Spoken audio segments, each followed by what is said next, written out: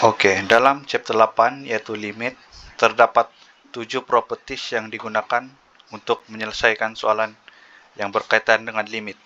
Oke. Untuk properties yang pertama, kita boleh tengok di sini. Limit x approach to c sama dengan c. Oke, di sini kita boleh nampak dia punya contoh soalan. Oke, untuk properties yang kedua, limit x approach to a sama dengan a. Di sini dia punya contoh soalan yaitu limit 2 approach to 2 sama dengan 2. Oke, untuk properties yang ketiga, kita boleh nampak limit x power of n approach to a.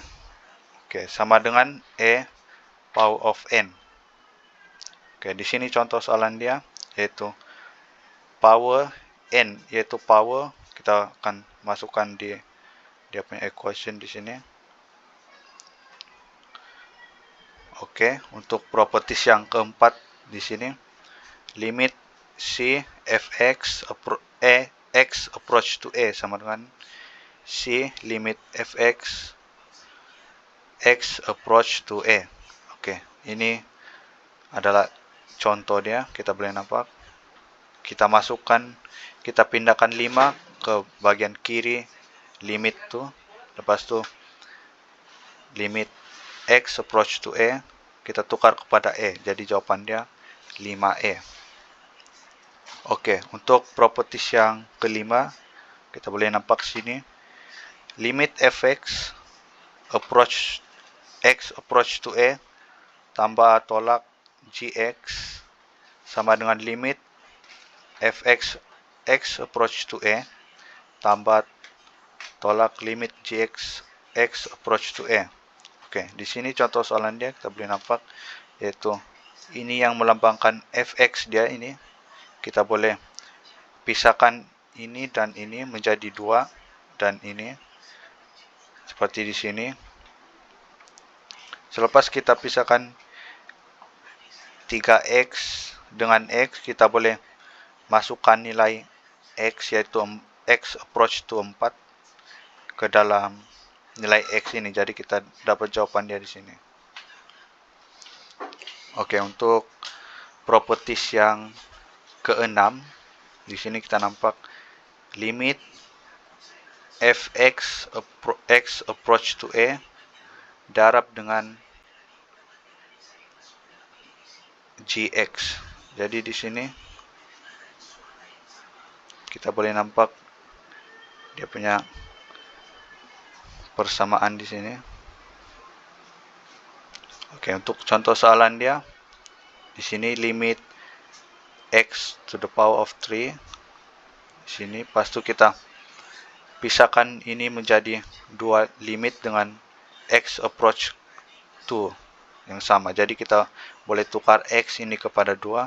Jadi jawaban dia ini 2 to the power of 3 darab dengan 2 power of 2 tolak 3. Jadi jawaban dia 8. Oke, untuk properties yang terakhir kita nampak di sini. Limit fx over ax x approach to a. Jadi ini kita akan jadikan 2 limit, kita akan jadikan dia limit seperti ini. Limit fx x approach to a over limit ax x approach to a. Jadi untuk contoh soalan dia kita boleh nampak di sini limit x square over x plus 1 x approach to 3. Jadi selepas kita pisahkan ini menjadi 2 limit, jadi kita tukar nilai x dia menjadi 3. Lepas itu kita akan dapat jawaban dia. Oke, selain daripada 7 properties yang terdapat dalam limit, kita juga mempunyai 8 metode yang diperlukan untuk menjawab jenis-jenis soalan dalam limit. Oke, untuk metode pertama yaitu direct substitution. Kita boleh nampak di sini limit fx x approach to a sama dengan f a. Jadi nilai yang terdapat di sini, kita akan masukkan dalam nilai X. Jadi, untuk contoh soalan dia di sini, limit X tolak 4 kuasa 2 over X approach to 2. Oke. Dalam soalan ini kita boleh masukkan saja nilai 2 ni dalam, kita boleh tukarkan saja nilai 2 ni dalam X ini. Jadi, kita boleh dapat 2 tolak 4 kuasa 2 over 2. Jadi, kita boleh dapat 2. Oke, untuk metode yang kedua yaitu factorization, kita akan faktor soalan itu untuk mendapatkan nilai yang boleh memotong di bagian atas dan bawah. Oke. Untuk contoh soalan dia kita boleh nampak di sini. Limit X power 2 plus X tolak 12 over X tolak 3. X approach to 3. Oke. Sini kita akan faktorkan ini di bagian atas. Pas kita faktor, kita akan dapat X tolak 3 dan X tambah 4 over X tolak 3. Jadi seperti yang tadi, kita boleh dapat nilai yang sama di sini. Kita akan dapat dua nilai yang sama, yaitu X tolak 3 dan X tolak 3. Jadi kita boleh potong. Lepas itu kita akan dapat X tambah 4. Jadi selepas kita dapat nih, kita boleh masukkan nilai 3 nih dalam X. Kita boleh tukar. Jadi 3 tambah 4. So jawapan dia adalah 7. So now we're gonna find limit by using multiplication of conjugates. So dari equation kita akan dapat limit X approaches to 3, 2 tolak puncak kuasa X plus 1 bahagia dengan X kuasa 2 tolak 9 times with 2 plus Z X plus 1 divided by 2 plus Z X plus 1. And the new equation will be lim X approaches to 3, 4 minus X plus 1 divided by X squared minus 9 times with 2 plus Zx plus 1. So, limit X approaches to 3 will become negative X minus 3 divided by X plus 3 X minus 3 times with 2 plus Zx plus 1. And it will be limit X approaches to 3. We can cancel out this X minus 3 with X minus 3. So it will become limit X approaches to 3 negative 1 divided by X plus 3 times with 2 plus Zx plus 1. Then now we can substitute nilai X dalam equation ini. Jadi akan jadi negatif 1 bahagi dengan 3 tambah 3 2 plus puncak kuasa 3 tambah 1. Ia akan jadi negatif 1/24. So now we're gonna use method 4 untuk soalan yang ada modulus. Jadi ia akan jadi 4x tolak 12 tambah 4x tolak 12 lebih besar daripada 12/4 minus 4x tolak 12 lebih kecil daripada 12 per 4. Jadi kita akan pilih equation negatif 4x tolak 12 sebab kita dapat tengok dari equation ini 3 negatif per here. So kita akan ambil negatif. Jadi equation dia lim. The new equation will be lim x approaches to 3 negative 4x minus 12 divided by x negative 3. Kita faktorkan equation ini, dia akan jadi limit x approaches to 3 negative 4x minus 3 divided by x minus 3. We can cancel out this, and then the new equation will be lim x negative 4. So the answer is negative 4. Sekarang kita akan belajar cari limit, test for existence of limit. So kita jawab soalan B. Limit x approaches to from the right fx. Kita tahu from the right is positive, jadi kita akan cari lebih besar pada subject from the right. Jadi limit x approaches to plus 3 minus 2 3x. Substitute nilai x 32 tolak 2 6 tolak 2 jadi 4, answer 4.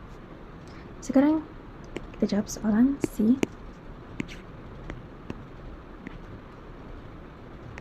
Limit x approaches to negative from the left. Ini from the left. Jadi kita ambil yang ini. So dia lebih kurang daripada 2. x3 minus 2x plus 1. X to the power of 3 minus 2x plus 1.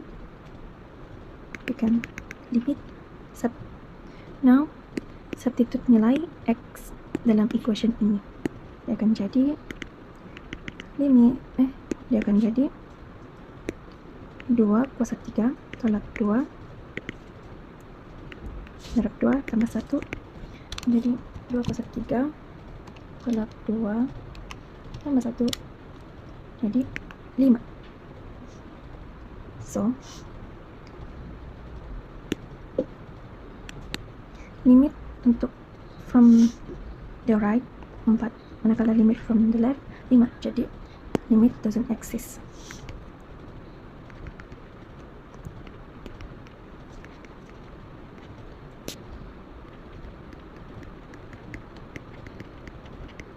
Sebab nilai limit mereka berbeza.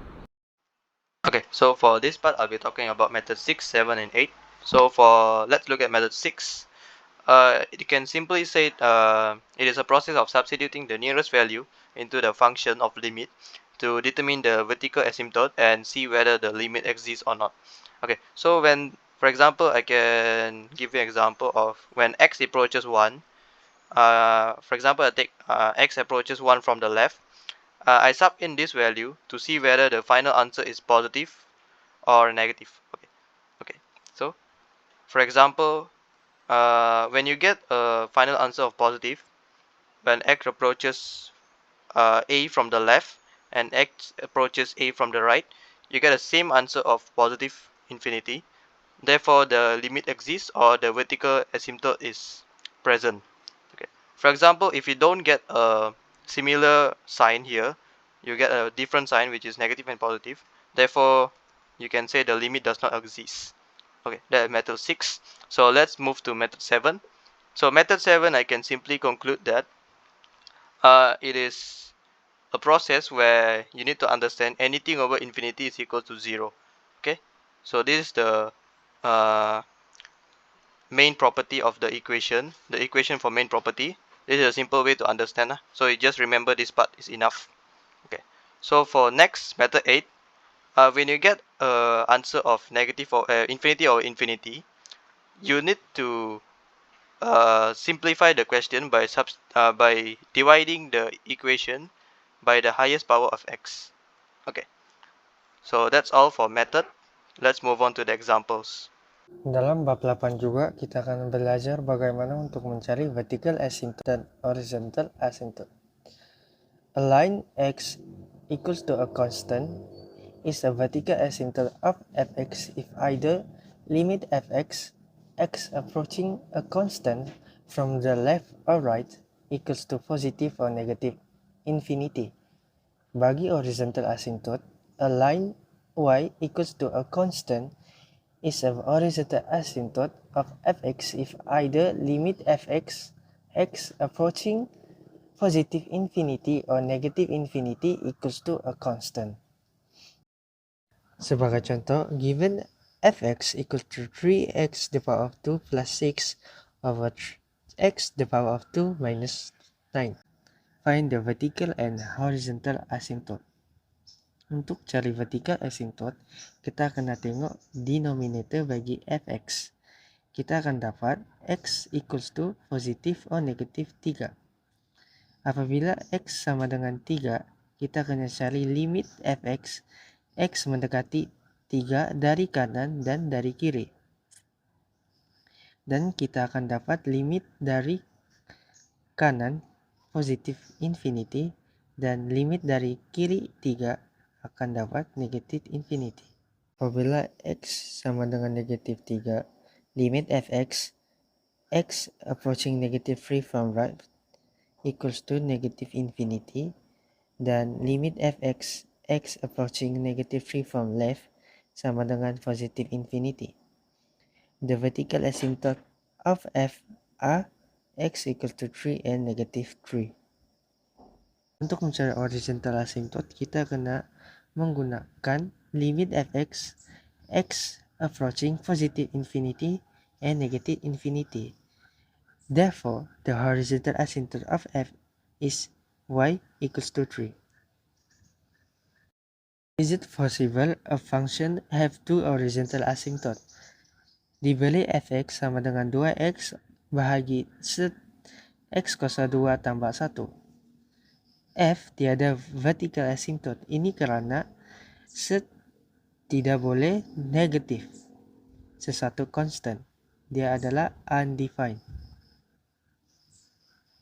Seterusnya, untuk mencari horizontal asymptote sesuatu fx, kita kena menggunakan limit fx, x mendekati positif infinity dan negatif infinity. Kita tahu set x kuasa 2 sama dengan modulus x. Dan kita juga tahu bahwa modulus x sama dengan x atau negatif x. Oleh kerana limit x approaching positive infinity, kita kena substitute dengan x kerana positive infinity lebih besar atau sama dengan kosong. Dan negative infinity kita kena substitute dengan negative x sebab negative infinity lebih kurang kosong. Therefore, the horizontal asymptote of f are y equals to 2 and negative 2. So this is the last part of chapter 8, which is 8.3, the continuity test. A function y equals to fx is continuous at x equals to c if only if it meets all three of the following condition, which is first, fc is defined. Second, limit fx x approach to c is exists, and third, limit fx x approach to c equals to fc. So this is the one of the example. For question A, kita boleh dapat melalui menggunakan method 5. So question A saya sudah buat. So kita hanya perlu memberi fokus kepada question B dia. Question B is f continuous at x equals to 2. Okay. First part kita perlu buat adalah kita define fc dia. So fc is equals to c. So fc kita tukar kepada 2 sebab dia x equals to 2. Then f2 equals to 2. So first part, fc is defined. So fc is defined. Second part, kita perlu tahu sama ada limit fx x approach to c is exist. So tulis limit x approach to 2 fx. So, first kita perlu cari limit x approach to 2 dari kanan. So, untuk mencari nilai ini, kita hanya perlu menggunakan nilai dari soalan A dia, this part. So, kita tulis x plus 2 equals to 2 plus 2 and then equals to 4. So, the second one is limit x equals to 2 from the left. So, sama juga seperti yang limit x approach to 2 from the right. Kita boleh dapat nilai dia daripada soalan A kita, which is this part. So, x square equals to 2 square and equals to 4. So, di sini kita boleh lihat limit x approach to 2 from the right and limit x approach to 2 from the left is same. So, kita boleh conclude dia limit x approach to 2 fx is exists. So, the last part is kita perlu determine sama ada limit fx itu sama dengan fc kita. So, since limit x approach to 2 fx is not equals to fc, kita conclude dia